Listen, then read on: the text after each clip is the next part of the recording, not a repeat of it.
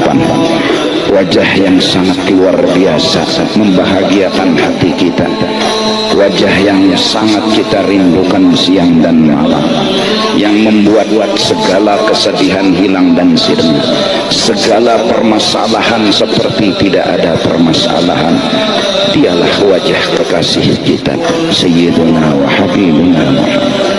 Dan mudah-mudahan kita yang berdosa dan penuh dosa ini mendapatkan syafaat daripada Rasulullah sallallahu alaihi wasallam.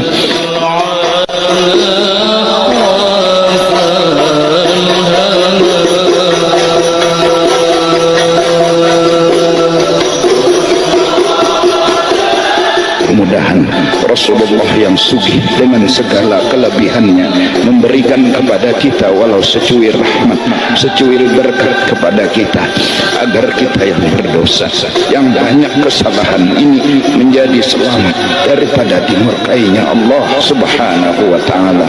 Ya Allah, ya Allah, ya Allah, mereka-mereka yang masih hidup di alam dunia ini, hatikan mereka beriman kepadamu. Ampuni segala dosa dan kesalahan kami, ampuni dosa dan kesalahan kami.